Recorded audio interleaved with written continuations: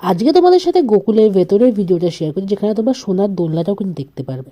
তো আমাদের গাইড যখন দেখিয়ে দিল গোকুলের সব জায়গাটা, তারপরে আমরা এক জায়গায় বসেছিলাম।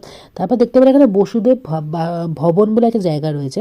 তো আমি তার ভেতরে গেলাম, তো সেখান থেকে জানতে পারলাম ওটাও নাকি একটা বাসুদেব ভবন, একই রকম। তো ভেতরে গিয়ে দেখলাম যেমন আমাদের মেন মন্দিরটা দেখানো হয়েছে, যেখানে গোপালকে রাখা হয়েছিল, সেম এখানেও কিন্তু সেমভাবে সাজানো রয়েছে।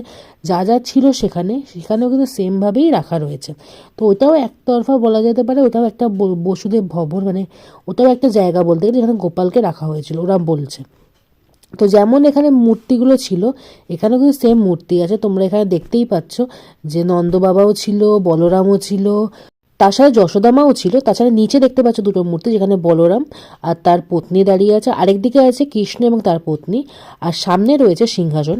এটা ছিল সোনার এবং সেখানে লাড্ডু গোপাল বসেও ছিল।